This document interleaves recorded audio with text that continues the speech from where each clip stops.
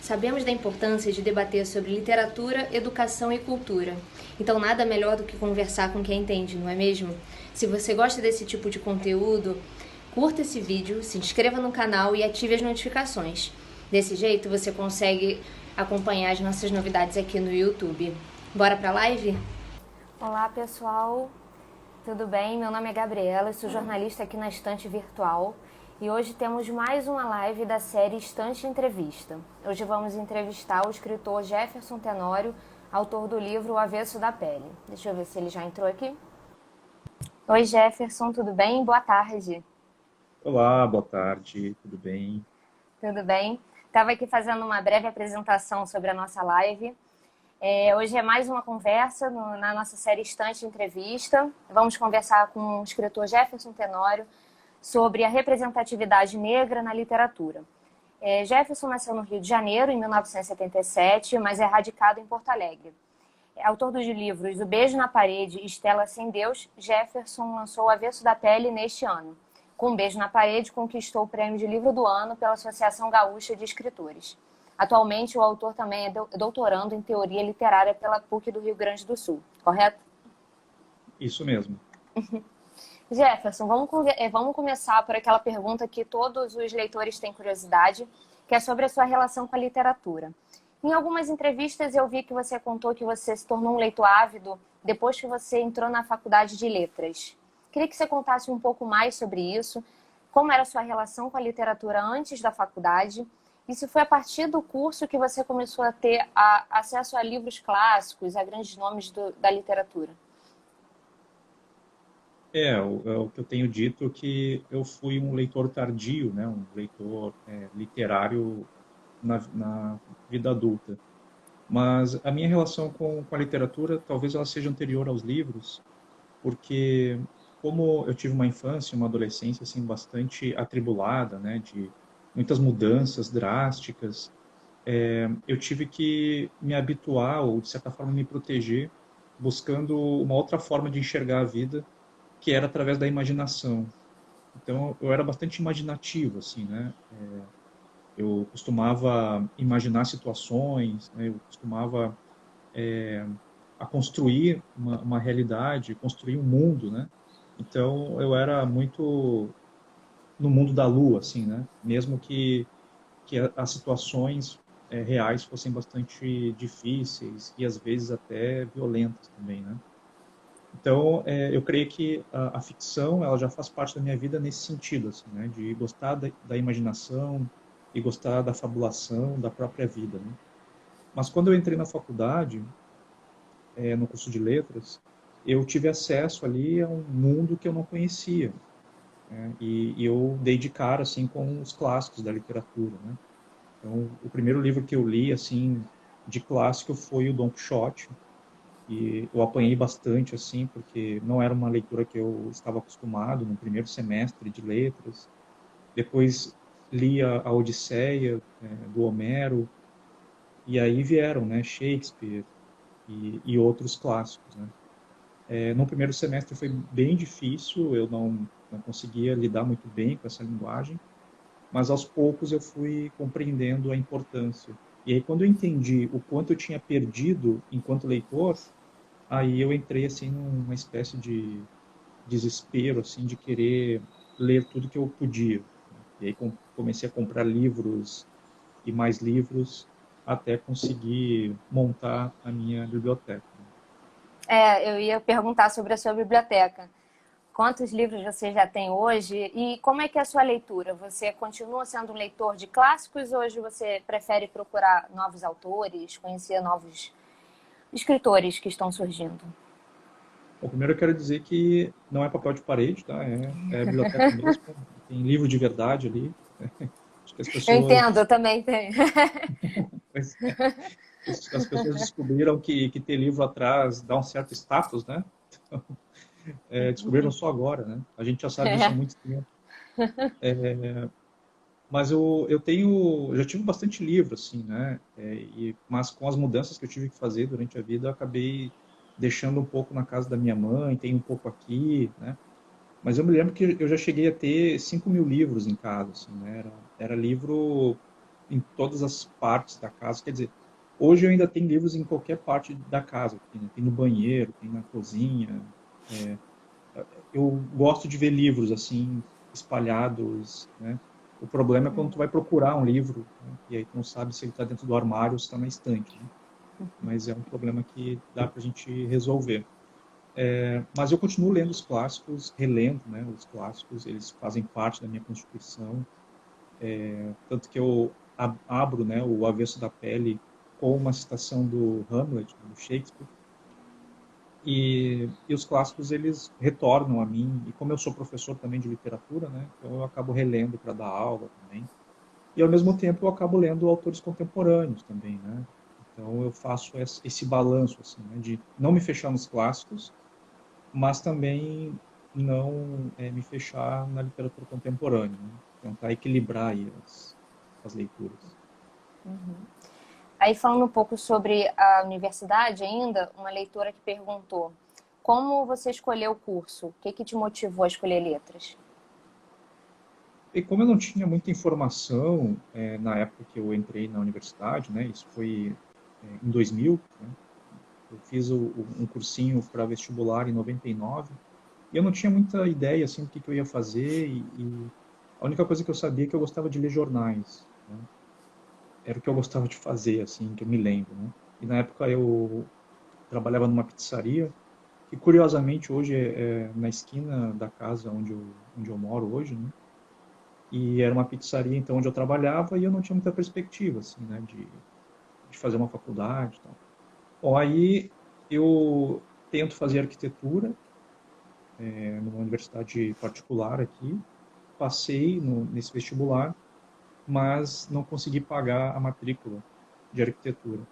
E o que eu podia pagar era uma faculdade menor aqui de letras, né? E aí eu entrei porque eu gostava de ler jornais. Essa foi a justificativa, né, que eu coloquei, porque se é para fazer alguma coisa, então eu vou fazer uma coisa que eu gosto, que era ler, né? Mas não era ler literatura. Então eu acabei entrando meio por acaso assim no curso de letras, me tornei professor por acaso também, porque eu não sabia que quem faz letras se tornava professor também, podia, né, ter a profissão de professor, e muito menos virar escritor, né?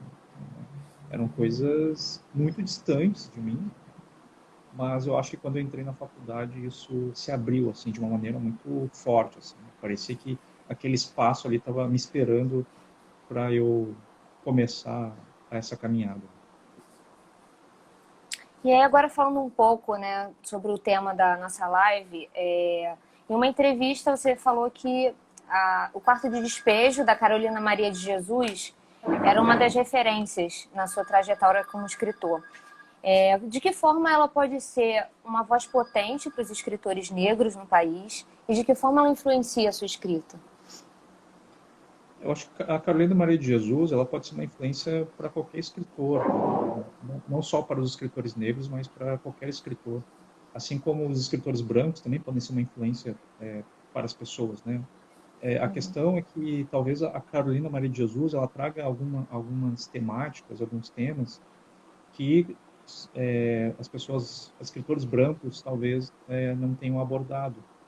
E nesse sentido, sim, a Carolina ela pode servir assim de uma grande inspiração e influência também. E eu acho que o que mais a Carolina me influencia é tratar dessa fome, né, mas não dessa fome física, né, que as pessoas tanto falam, né, do livro dela, né, que ela passava fome, mas de uma fome existencial, né, de uma fome pela escrita, uma fome de produzir, escrever como se fosse respiração, né? Ela não deixava de escrever nenhum dia. Então ela era uma escritora com E maiúsculo, né? De fato ter o compromisso com a escrita. É isso que eu admiro tanto na Carolina e a capacidade que ela tem de produzir metáforas muito potentes, né? E, e construções filosóficas também muito potentes, muito fortes, né? Dentro daquela situação em que ela vivia. Então, acho que é nesse sentido assim que a Carolina me influencia e continua me influenciando. A obra de Carolina ganhou mais visibilidade nos últimos anos. Mas como é que você analisa a imagem dela hoje na literatura? Você acha que ainda é preciso melhorar essa questão? Eu acho que sim, eu acho que a Carolina, como eu digo, ela ainda é uma escritora a se cumprir, no sentido de ela ser mais reconhecida aqui no Brasil, né? E acredito que a obra dela, indo agora para a Companhia das Letras, isso vai ajudar bastante a dar mais visibilidade. E acredito que sim, que ela ainda mereça ainda mais visibilidade e mais estudos também, né? E que ela saia daquele lugar mais antropológico e social que ela é vista, né? E que os textos dela sejam vistos como ficção, como literatura, que eu acho que é a obra dela, né? E aí, falando de uma forma um pouco mais ampla, como é que você enxerga a representatividade negra hoje na literatura e na época que você entrou na universidade? Você acha que houve uma evolução na visibilidade, no espaço dado no mercado literário? Eu acho que houve uma mudança, sim.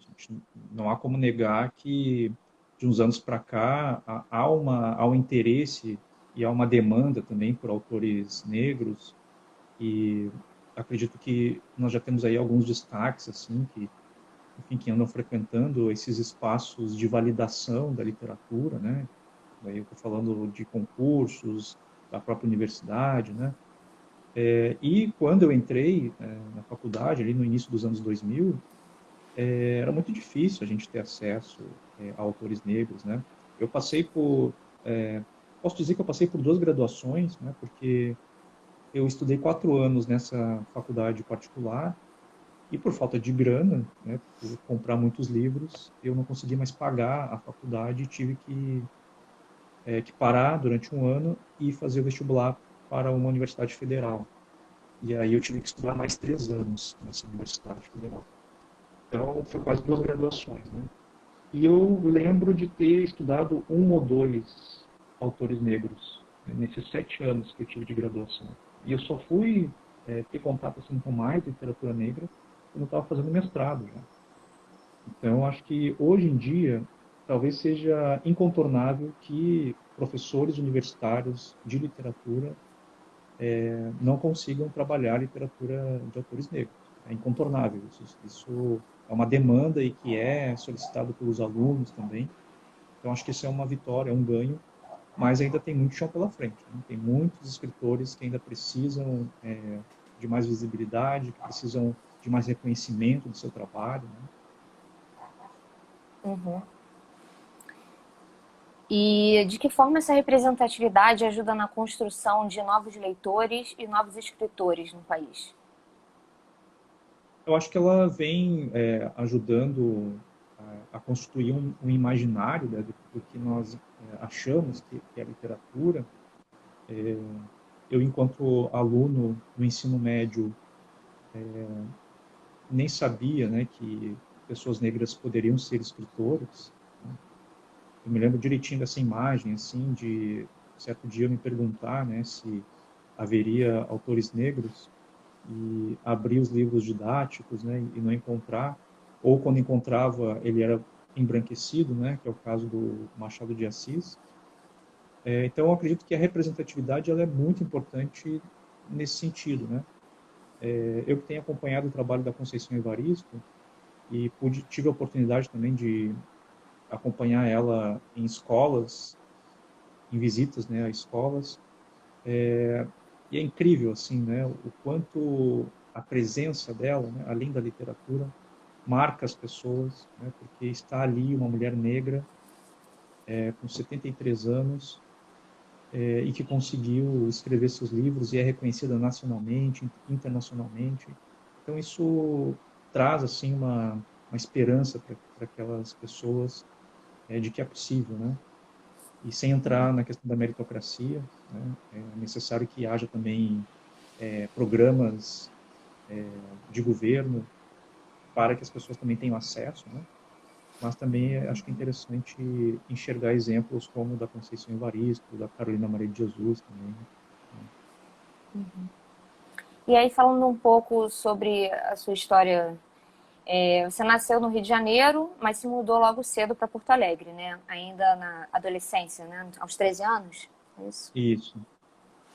Você sofreu diversas situações de racismo em Porto Alegre, mas você viu alguma diferença em relação a morar no Rio de Janeiro?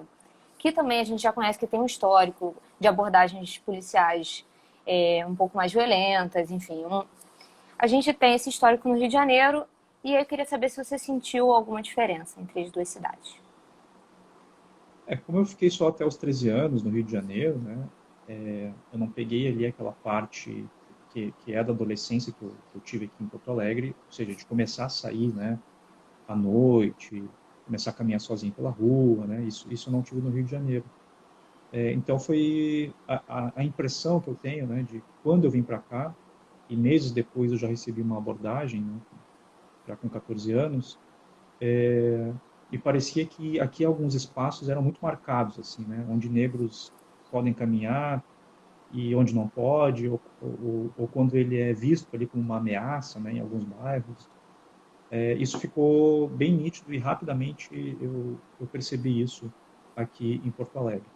Eu não sei se há uma diferença do racismo no Rio de Janeiro, né? Mas o que eu posso dizer é que o meu personagem, o Pedro, né, que narra a história do Avesso da Pele, ele é um rapaz negro de 22 anos, e ele diz que Porto Alegre é a cidade mais racista do país, né? E eu não sei se é verdade isso, né? Porque foi ele que disse, não fui eu. Então, se tiverem alguma dúvida, perguntem ao Pedro se de fato esta cidade é a mais racista do país. Mas o que eu posso dizer é que eu não caminho tranquilamente aqui nesta cidade. Às vezes eu me sinto um estrangeiro, né? E de fato é uma cidade hostil assim para as pessoas negras aqui de Porto Alegre. Então, aí falando um pouco sobre o seu livro Avesso da Pele, para quem ainda não teve a oportunidade de ler, a obra é narrada pelo Pedro, um jovem que perdeu o pai em uma abordagem policial em Porto Alegre, que era um professor. É um livro com bastante referência autobiográfica, né? Como foi o processo de escrita desse livro e, por ter muitos elementos autobiográficos, foi um processo mais doloroso do que os outros livros? É, Quando eu me proponho a fazer um livro, eu preciso já ter trabalhado algumas questões biográficas, né? Então, eu não tenho muito essa coisa do sofrimento na hora da escrita, porque a escrita ela é um pouco fria, assim, né, no momento da produção do livro, né? Ela tem que ser fria para que a gente tenha consciência do que a gente está escrevendo, né? Mas quando a gente tem a ideia de fazer, né, aquele momento que eu digo momento mágico, assim, né, que, nossa, vou escrever uma história sobre isso. Talvez esse momento seja um pouco dolorido porque a gente revisita algumas questões, né? Mas a feitura do livro mesmo, ela é fria, ela é mais consciente, então não há esse processo doloroso de fazer a escrita, né? E, e a ideia de fazer o Avesso da Pele, ela surge de alguns desejos que eu tinha, né? O primeiro era contar a história de um professor de literatura, eu sempre quis contar a história de um professor de literatura negro no sul do país. Também queria contar uma história sobre pais e filhos, né? E mais adiante queria contar uma história também sobre abordagem policial. Mas eu achei que eu ia fazer 3 livros diferentes, né? E no fim acabou entrando tudo na mesma história, né? E o clique, assim, digamos, que me deu o start assim, para escrever é porque, enfim, eu gosto muito do Hamlet, né, do Shakespeare. E eu acho que aquela relação ali que o Hamlet estabelece com o pai, né, essa relação de uma presença fantasmagórica, né, é algo que sempre me atraiu, assim, né, justamente porque eu também acabei tendo uma educação sem o pai por perto, né, então tive essa presença ausente. E eu acho que é ali que eu comecei a escrever, né, eu quero escrever um livro sobre a relação entre pais e filhos e como é que um filho se relaciona com este pai ausente, que morreu numa abordagem trágica, e essa relação que ele vai estabelecendo de recuperação da memória, né? E essa relação afetiva, né, que ele vai tendo. Então foi por aí, né, que eu comecei a pensar no Avesso da Pele. E ao traçar esses últimos passos do pai, né, até o dia da morte, relembrar a relação dele com a mãe, a gente também percebe que o racismo está entranhado na sociedade, né? que os pais também passaram pelo que ele passa hoje. Pode contar um pouco mais sobre essa construção dos personagens?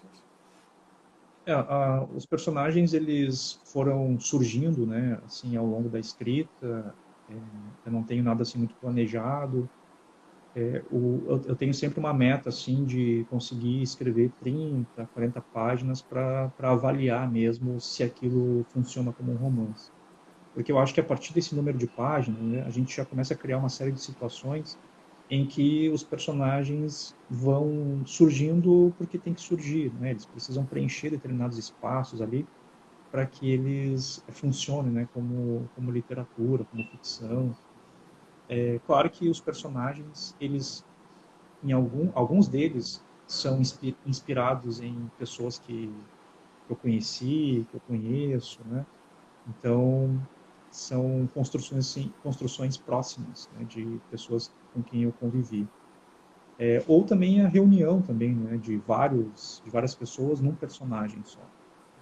Então, sempre tem essa preocupação assim de se eu uso elementos biográficos, que eu não coloque exatamente como foi, mas que haja ali uma fabulação, né?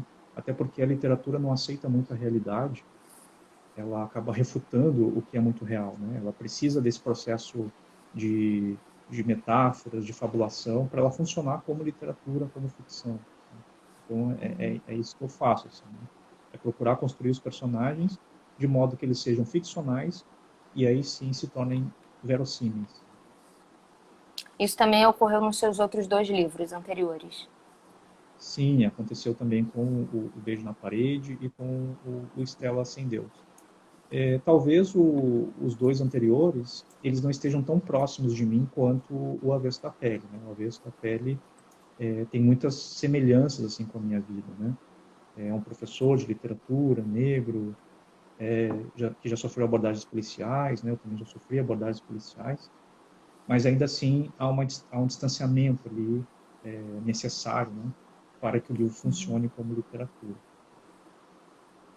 Você já falou um pouco sobre o processo criativo, mas você tem uma Uhum. rotina assim, de escrita? Você gosta de escrever mais de manhã, mais à noite? Tem algum ritual, vamos dizer assim? Então, eu estou tentando ter esse ritual agora, acho que de um ano e meio para cá, assim, como eu precisava escrever o Avesso da Pele num determinado tempo, né? Eu já tinha assinado o contrato com a editora e então eu acabei me colocando assim um horário mais disciplinado e eu também já não dava tantas aulas, né? Então eu costumava escrever no finalzinho da tarde até a noite. Então, o Avesso da Pele foi escrito nesse horário, assim, todos os dias, né? Ali por volta das 5 horas, e aí escrevendo até umas 9 horas, por aí. Mas os outros livros, né, o Beijo na Parede, o Estela Sem Deus, eu escrevia meio quando podia, assim, né? Como eu dava muita aula, e... mas o grosso mesmo das histórias eu escrevia nas férias escolares. Aí sim, daí ali eu era bastante disciplinado, né? Se eu entrava de férias, sei lá, dia 23 de dezembro, no dia 24, Natal, eu já estava ali escrevendo as minhas 4 horas, 5 horas por dia, né, até março do outro ano, para conseguir dar conta, né. Então, hoje em dia, eu posso dizer que eu tenho uma rotina, né? Então, eu escrevo nesse horário assim, mais de tardezinha até a noite, né? E consigo aí estabelecer uma disciplina bem melhor do que os outros livros. E aqui na nossa live, normalmente a gente recebe muitos espectadores jovens. E aí, você tem algumas dicas para dar a esses leitores que querem se tornar escritores? Se é preciso ter uma disciplina, como a gente estava conversando aqui, se é preciso ter uma rotina diária? O que eu posso dizer é que os escritores, eles leem muito, né? Eles precisam ler. Eu sempre digo que ler é mais importante que escrever. A gente só escreve porque lê. E essa leitura ela tem que ser qualificada, ela tem que ser atenta, né? Ela tem que ser apaixonada também. E a partir disso, na hora da escrita, ter esse compromisso com o ato de escrever mesmo, né? achar que aquilo é importante. E mais do que isso, é se preocupar com a qualidade, porque eu percebo que há uma ânsia também de alguns escritores jovens de querer publicar logo, de querer ser reconhecido logo, né? E a escrita, ela é difícil, ela não é fácil, ela necessita de tempo, né? E quem vai fazer, por exemplo, escrita de narrativa longa, romance, novela, a espera é maior ainda, né? O romance, ele é lento, o processo dele é lento, né? E eu gosto dessa lentidão, né? Eu gosto da demora, né? Eu gosto de pegar o texto, reler, deixar guardado, desistir, depois voltar de novo, achar que não vai dar certo, daí volta, né? O Estela Sem Deus, por exemplo, eu fiz 3 reescrituras, né? Num tempo de 4 anos. E as 2 primeiras reescrituras eram bem diferentes da última versão do Estela Sem Deus, né? Bem diferente, era um outro livro. Tanto que as pessoas que acompanharam esse processo me perguntaram, né? Mas por que tu fez um livro tão diferente das outras versões, né? Eu mudei completamente todos os personagens, estrutura, o que parece uma perda de tempo, né? Mas não é. Na verdade, é uma preparação até a gente descobrir qual é o caminho. Porque o livro que se escreve, ele só tem uma forma de ser contado. E esse é o grande desafio dos escritores, né? Encontrar como é que eu conto essa história, né? Porque as histórias já foram contadas, né? Os sofrimentos humanos já foram contados, né? Depois de Shakespeare e Cervantes, não há mais o que contar, né? O que eu tenho que encontrar é a forma de dizer isso. E o livro, ele pede só uma forma, né? E quando a gente encontra essa forma, daí o livro segue, flui, né? Então, o que eu tenho para dizer para quem gosta de escrever é: leia muito, tenha disciplina e paciência, né? Porque as oportunidades para publicar hoje em dia estão muito mais fáceis, né? Então, é interessante que tenha gaveta ou arquivos, né? Para quando chegar o momento conseguir publicar bem. A gente tem recebido algumas perguntas aqui nos nossos comentários e a gente recebeu uma aqui sobre como, ó, no livro O Avesso da Pele, o pai do protagonista incentiva os alunos sempre a lerem. Os livros realmente podem mudar as pessoas ou é uma utopia? Eu acho que os livros, talvez a gente tenha que entender que tipo de mudança é essa, né? Que se espera que o livro opere nas pessoas, né? Eu não acho que alguém que leia O Avesso da Pele vai deixar de ser racista no dia seguinte. Não acho que a literatura tem esse compromisso assim mais pragmático, né? De enfrentamento ou de mudar o mundo, de mudar as pessoas, né? Porque o tempo da literatura é um tempo diferente do tempo da luta contra as opressões, né? O que a literatura faz é, digamos, tentar alicerçar a sensibilidade das pessoas, né? Alicerçar o modo como as pessoas se veem, se olham, o modo como elas prestam atenção umas nas outras, né? A literatura tem essa função de humanizar as pessoas, né? E a partir dessa humanização, aí sim, as pessoas podem ou não fazer algo com aquilo, né? Então, eu acho que os livros podem mudar as pessoas? Podem, mas não é agora, né? Claro que pessoas que já estão mais sensibilizadas, que já estão mais humanizadas, né? Talvez leiam um determinado livro e passem a ter uma outra conduta. Mas isso não é garantia nenhuma, né? Porque a função da literatura não é essa. A função da literatura é nos sensibilizar. E a partir disso, fazer algo ou não. E a gente recebeu mais uma pergunta aqui, da nossa leitora Yasmin. Quais autores e autoras negros e negras que foram fundamentais na sua formação como escritor? E eu acrescento aqui uma outra pergunta. E quais você indicaria para aqueles jovens leitores que querem se tornar escritores? Eu acredito que os escritores negros, na minha vida, eles entraram bastante tarde, assim, né? Enfim, não tinha contato, não sabia nem que existia, e os que existiam eu não sabia que eram negros, né? Mas eu tenho, assim, na minha formação, o Machado de Assis, mais do que uma influência na escrita, né? Muito mais, né? Porque eu não, eu sou diferente da escrita do Machado, né? Não me sinto influenciado por ele, mas como a pessoa Machado de Assis, né? Como alguém que conseguiu fazer o que ele fez dentro de uma sociedade racista, escravagista, né? De conseguir sair lá do Morro do Livramento, passar por toda a sociedade, né? E fundar a Academia Brasileira de Letras, né? E ele só conseguiu fazer isso porque ele entendeu qual era o jogo ali da sociedade, ele era um ótimo observador. Então, é um exemplo para mim como um homem negro que conseguiu sobreviver àquela sociedade, né? E fazer o que ele fez.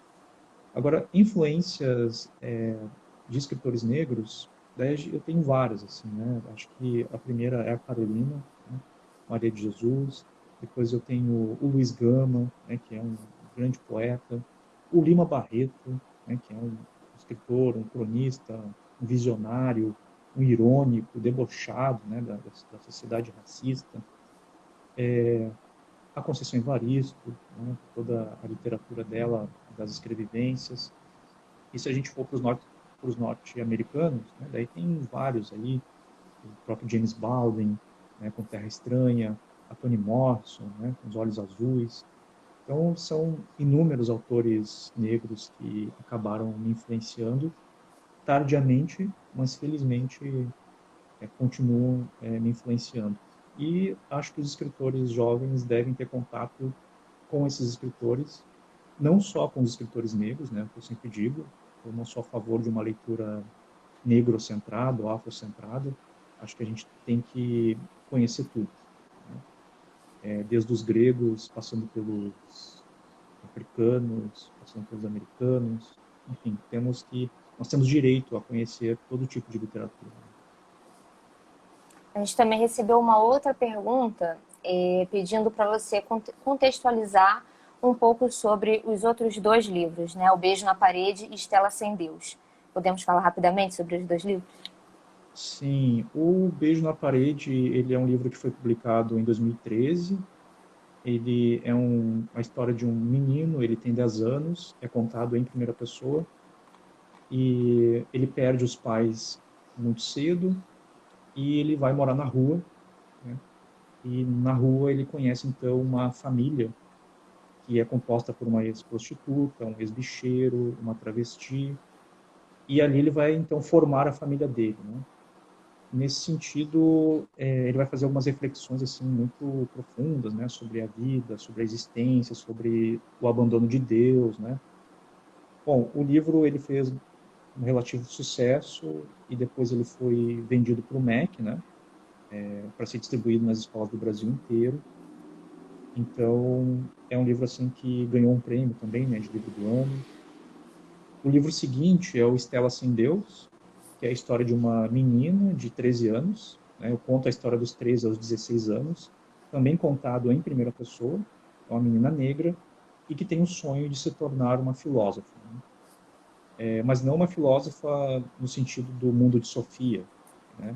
Ela quer se tornar uma filósofa observando os saberes da família dela, os saberes das mulheres com quem ela conviveu, das avós, das tias, das primas, né? E ela percebe que naquelas falas, naqueles pensamentos, existe uma filosofia, né? Então, a partir disso, ela vai se constituir como uma filósofa muito cedo, né? E fazendo reflexões bastante profundas.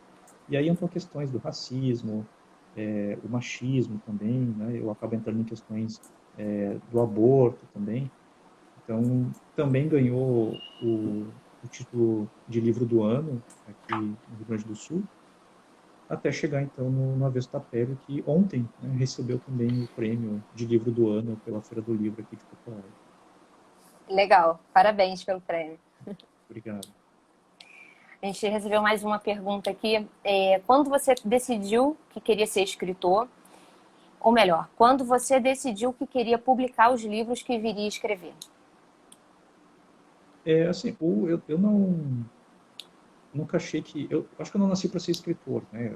Eu nasci para ser qualquer outra coisa porque não fazia parte dos meus planos me tornar escritor algum dia. Então, o primeiro livro, o Beijo na Parede, ele aconteceu de repente, assim, né? Ele foi publicado de repente, sem que eu tivesse muito planejamento. Então eu passei 5 anos escrevendo Beijo na Parede, sem ninguém saber, né? Só minha esposa na época que sabia que eu estava escrevendo. E quando eu disse para as pessoas que eu tinha um livro pronto, as pessoas até se assustaram, assim, né? Mas o Jefferson escreve, né? Como assim? E aí quando eu vi que algumas pessoas que leram gostaram, né? Eu pensei, bom, então vamos atrás de editora para ver o que acontece. E aí eu bati na porta de 3 editoras aqui de Porto Alegre, nenhuma delas me respondeu, né, sim ou não, né? Até hoje estou esperando a resposta ainda. E, e aí uma editora decidiu dizer sim, né? E aí o livro foi publicado. Mas não era assim uma intenção assim minha de que... E eu achei que eu ia parar no Beijo na Parede também, né? Eu achei que eu ia seguir escrevendo outros livros. E aí veio a ideia de escrever a Estela também, sem muito compromisso, assim. E o Avesso da Pele é que foi algo assim mais consciente, né? De, fui contratado por uma editora, né? E então vou fazer este livro já com a intenção de publicar. E aí recebemos mais uma pergunta sobre o Estela Sem Deus. Quando você escreveu Estela Sem Deus e falou sobre machismo, você sentiu algum incômodo sobre ser homem e falar sobre esse assunto? Ah, sim, muitos incômodos. E ainda me incomodo, né? Eu digo que tem alguns personagens que eu criei que são difíceis, né? Mas a Estela, né, a personagem principal, ela não foi difícil, ela foi impossível. Impossível no sentido existencial, assim, né? De não conseguir ter acesso a determinadas características dessa personagem, porque ela me custou muito, assim, no sentido de alteridade, de compreensão, né? Eu tive que ir para terapia para entender essa ideia de masculino e feminino, né? Então foi uma imersão assim muito grande, muito profunda. Eu fiz pesquisas, fiz entrevistas, né? Eu fui no hospital de clínicas pesquisar médicos, enfermeiras para saber como as mulheres que iam abortar eram tratadas, né, nos hospitais. Então foi no sentido de me repensar como homem, me repensar a masculinidade. Foi um processo bastante difícil, demorado, né? E ainda me sinto inseguro quanto a essa personagem, assim, se de fato eu conseguir torná-la verossímil, né? E aí, voltando um pouco sobre o seu início como escritor, você sentiu preconceito, racismo? Houve alguma dificuldade enfrentada nesse início, além desses e-mails não respondidos das editoras? Se houve, né, e acredito que deve ter havido, eu não sabia porque a gente está dentro de uma estrutura racista, né, uma estrutura que não te impede de chegar antes, né, nesses espaços, né. Então, provavelmente eu devo ter sofrido algum tipo de racismo nesse processo, assim, de conseguir publicar e tal, mas talvez eu não tenha me dado conta, né, de que naquele momento era. Mas certamente deve ter acontecido e continua acontecendo, né? A gente não tem tantos autores assim negros com muita visibilidade, né? Se a gente for ver aí uma lista de autores nos últimos anos assim que foram premiados, a gente vai ver que a maioria ainda é homem, ainda é branco, ainda é de uma determinada classe, né? Então, acredito que tenha sofrido sim no início esse racismo estrutural. E aí, falando um pouco sobre as suas teses de mestrado e doutorado, você fala muito sobre identidade e colonialismo, né? Certo? De Aham, que sim. forma qual é a sua relação com esses temas? Por que a escolha desses assuntos para abordar nas teses? Como eu entrei na faculdade, na universidade, sem ter muita leitura, né? Aos poucos eu fui me inteirando, assim, do que era esse cânone literário, né? E fui desconstruindo esse cânone.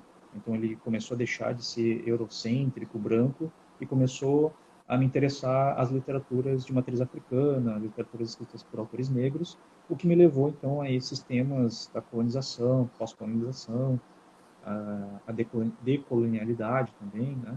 E aí eu acabei, então, tratando desses assuntos, mas sempre buscando um diálogo entre o mundo ocidental e o mundo de matriz africana.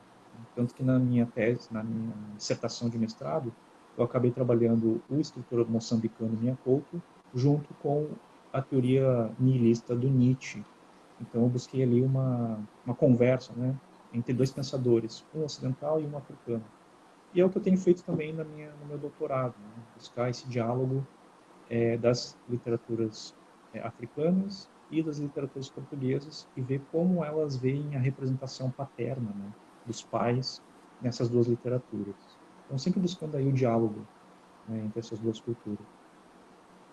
E de que forma esses estudos, tanto do mestrado quanto do doutorado, convergem com sua obra literária, com seu trabalho como escritor?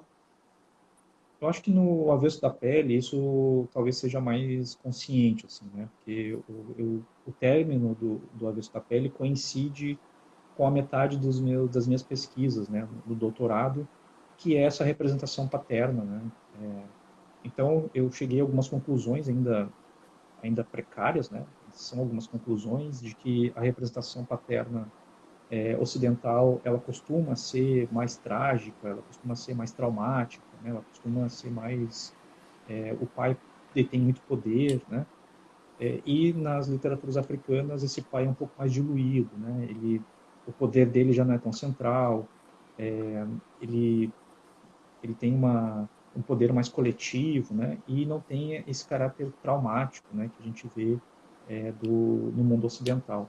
Então eu procurei construir no Avesso da Pele um pai que ficasse nesse meio termo, assim, né? Então o Henrique, quando ele lida com o Pedro, ele não é aquele pai que causa traumas, né? Ele é um pai é, da sua maneira, né? Ele tenta ter uma relação boa com o filho, mas ao mesmo tempo ele é distante, né? Ele tem uma relação intelectual com o filho, não tem uma relação afetiva. E essa é a reivindicação do Pedro, né? E o Henrique tem uma relação mais afetiva, mais próxima, né? Então eu quis colocar esse pai no meio ali, né? Ele não é nem um pai traumático, né? Um pai que vai causar traumas, mas também não é aquele pai que é muito próximo do filho. Então acho que nesse sentido os meus estudos ajudaram a construir esse personagem. Entendi. E nossos leitores querem saber uma curiosidade. Qual foi o livro mais desafiador que você já leu? O mais desafiador que eu já li, olha, eu tenho muita vontade de terminar o Em Busca do Tempo Perdido. Assim, do Proust, né? É um desejo assim que eu tenho. Eu tentei terminar o primeiro volume, mas eu não consegui, né? Mas é uma coisa que eu quero fazer, é um desafio para mim, assim, que eu preciso. Mas eu acho que o livro que eu consegui ir adiante assim e terminar mesmo foi Don Quixote. Don Quixote foi um desafio muito grande para mim, assim. E depois que eu entendi ele, foi, nossa, o Don Quixote é a minha vida, é a minha igreja. E sobre os seus próximos projetos literários, você já tem alguma coisa planejada, em mente, que já possa contar pra gente? Então, a gente sempre tem, né? Porque a tela do meu computador, ela tem vários documentos salvos, assim, né? Inícios de romances, tem uma tentativa de um livro de contos, né? Mas tem muito romance, assim. Tenho pelo menos 8 ou 9 inícios de romances. Mas eu tenho um que eu estou levando assim como um projeto, próximo projeto, né? Mas eu estou indo em fase de pesquisa. A ideia inicial é falar sobre a entrada de universitários no início dos anos 2000, né? Pré-cotas raciais, né? E acompanhar, digamos, a vida de um desses estudantes até o final, assim, do início das cotas, né? Então, acho que é interessante discutir essa entrada desses estudantes, né? Então, estou ainda em momento de entrevistas, entrevistando pessoas. Eu também fui cotista, né, da Universidade Federal. Então, acho que é um projeto que eu estou me interessando bastante, né? Mas mais imediato é um livro de poemas que está em finalização e que deve sair no próximo ano, no final do próximo ano deve sair um livro de poemas. Bacana. E nessa situação que a gente está hoje, né, de pandemia, de isolamento social, isso de alguma forma interferiu na sua produção literária? A sua rotina mudou? O seu processo criativo também foi alterado por causa disso? Eu sempre fui uma pessoa muito recolhida, assim, né? Não sou uma pessoa muito de sair de casa. Eu gosto muito de ficar em casa. Tanto que às vezes eu passo dias, né, assim, antes da pandemia eu passava dias quando eu podia, né, ficar em casa. O que alterou, talvez no início ali, março, abril, foi a importância que eu dava para a escrita, né? Me parecia que era uma coisa supérflua, uma coisa, enfim, as pessoas começaram a morrer, parecia que o mundo ia acabar, né? Então me parecia que era até um insulto eu sentar na frente de um computador e ficar pensando em histórias, né? Bateu forte isso, né? Mas depois a gente foi se acostumando com a pandemia. Infelizmente a gente se acostumou com 1.000 pessoas morrendo por dia, né? E aí aos poucos a vontade de escrever ela voltou. Mas não acredito que tenha alterado muito não, assim, né? Eu achei que ia alterar, achei que as minhas próximas histórias iam acabar sendo vinculadas à pandemia, né? Mas eu não tenho vontade de escrever sobre isso não. Talvez daqui a alguns anos, né, eu consiga escrever sobre isso. Mas nesse sentido Até não para ter um acabou. distanciamento maior também sobre o assunto? Eu acho que sim, eu acho que é necessário ter um distanciamento, né? A gente precisa elaborar, passar por isso, curar as feridas, as perdas, né? E não são só perdas humanas, mas a perda do espaço, a perda do afeto, a perda dos espaços afetivos, né, que a gente perdeu. A gente teve que metaforizar o espaço, né? O que a gente está fazendo aqui é uma metáfora do espaço, né? A gente está virtualmente num lugar, a gente está na nuvem, a gente não está no espaço presencial, né?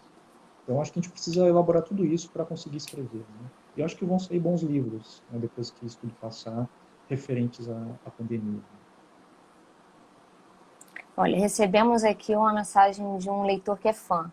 Já estou na Hum. torcida pelo Jefferson para o próximo Jabuti. Olha só, que legal. Ah, que A gente já ótimo. falou aqui um pouco sobre a literatura negra, né? Sobre a maior visibilidade que vem conquistando ao longo dos anos. Mas como é que é essa literatura nas escolas? Quando a gente é criança, a gente lida muito com os clássicos. A gente tem acesso a Machado de Assis, que era muito embranquiçado, né? Vamos dizer assim, ele não era mostrado como negro. Mas a gente não tem muito contato com autores negros nessa fase inicial da infância, né? No ensino fundamental, enfim. Como você vê essa leitura hoje? Eu acho que mudou alguma coisa, né? Ainda tem muito a se fazer nas escolas, mas antes eu achava que esse problema de a gente não ter acesso a autores negros era por causa da professora que estava ali e não queria trabalhar os autores, né? Quando eu entrei na universidade eu achava que era isso, né? Mas depois eu vi que há toda uma cadeia do mercado editorial, né, até que esse livro chegue na sala de aula do modo como ele tem que chegar. Então, hoje em dia a gente tem, hoje em dia não, já há alguns anos as bibliotecas escolares elas estão bem servidas, assim, uma diversidade muito boa, com livros das grandes editoras, né, com muitos exemplares. Mas o que falta ali é uma boa mediação, né? E mediação não só pelos professores, mas mediação também de bibliotecários, uma mediação de livreiros, né? Ter uma curadoria, ter pessoas que pensem, né, nesses livros e que as pessoas, os professores estejam preparados e se sintam confortáveis também para trabalhar, né, esses autores negros, para também não cair num racismo, né? E de boa vontade, as pessoas têm boa vontade, né? Mas daqui a pouco vão trabalhar um livro e acabam caindo em estereótipos, em preconceitos, né? Mas eu sou otimista nesse sentido de que daqui para frente, e não há mais como voltar a isso, as pessoas vão querer demandas, né? Vão ter demandas por autores negros, né? E acho que é isso que está acontecendo no mercado editorial, né? Talvez o mercado tenha percebido que autores negros vendem, né? Que lá nos Estados Unidos, né, o black money, como eles falam, né, ou seja, o dinheiro negro é bem-vindo, né, aqui demorou um pouco para isso acontecer. Tá? Então, eu estou usando mais um olhar marxista, né, no sentido de que a economia também move, né, esse interesse pelos autores negros. Né? E isso acaba refletindo depois na sala de aula. Né? Então, acho que é uma série de questões aí envolvidas, né, até que o livro consiga chegar e ser bem lido, bem analisado, né, com bastante seriedade. E aqui recebemos mais uma pergunta da leitora Noemi. O que você acha sobre um possível revisionismo histórico acerca da obra do Monteiro Lobato? Há algum tempo eu tinha prometido que eu não ia mais falar do Monteiro Lobato, porque, enfim, eu já me incomodei muito, né, eu já escrevi artigos falando do Monteiro Lobato, eu já participei de discussões e tal, daí chegou uma hora que eu disse, não fala mais do Monteiro Lobato, porque, enfim, as pessoas às vezes não entendem muito bem o que está sendo colocado ali e tal. Mas, rapidamente, a questão do Monteiro Lobato uma questão bastante delicada, porque, diferente de outros escritores que se assumiram como racistas, machistas, misóginos, né?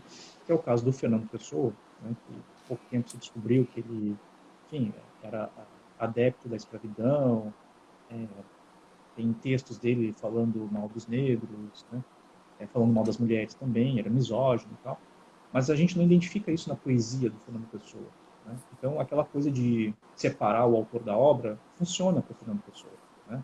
Ou seja, eu não vou deixar de ler o Fernando Pessoa em função da vida pessoal dele. O caso do Monteiro Lobato já é diferente, né? Porque a gente vê marcas racistas na literatura dele. Então fica difícil a gente separar, né, esse autor. Mas acho interessante esse revisionismo, né?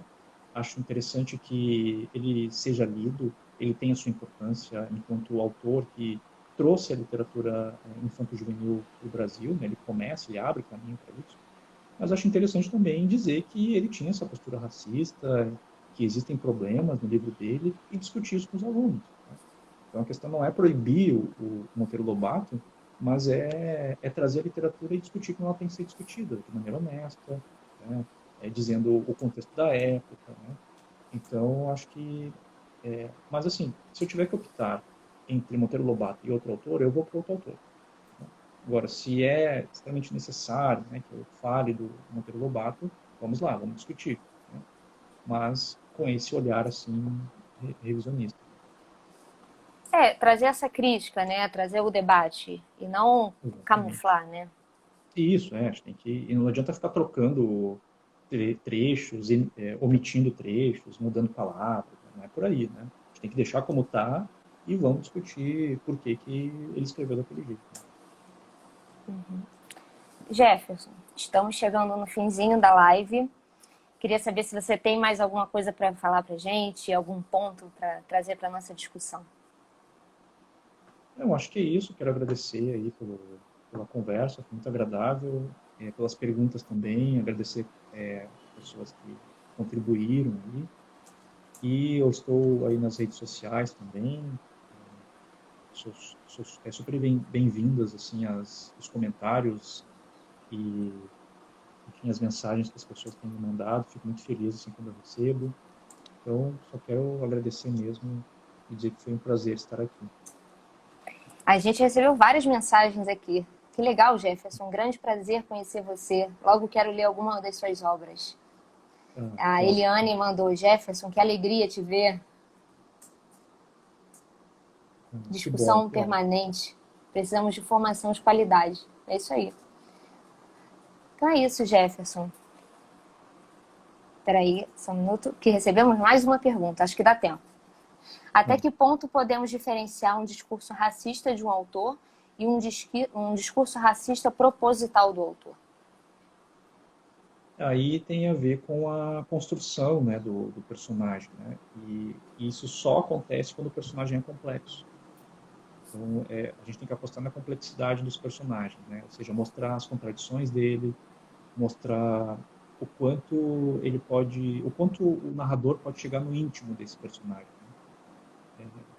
E é nisso que eu aposto nos meus personagens. Então, eu evito de, por exemplo, construir personagens negros que sejam grandes heróis, né? Ou seja, eu preciso mostrar as falhas, né? Eu preciso mostrar que ele também comete erros, né? E que esses erros são humanos, né? E procuro colocar assim para o leitor, diferenciar esses erros de erros oriundos de um racismo estrutural, né? São coisas diferentes. Então, dentro dessa complexidade, é possível a gente identificar se aquele autor ele está sendo racista, né? Ou se ele simplesmente está fazendo com que os personagens sejam racistas para fazer uma crítica em relação a isso. Isso é muito difícil de fazer, mas é possível. Obrigada, Jefferson, pela participação. Pessoal, para quem não conseguiu assistir a live inteira ou que se quiser compartilhar com os amigos, eu vou deixar aqui salvo no IGTV da Estante Virtual. Obrigada mais uma vez, Jefferson. Até mais. Até mais.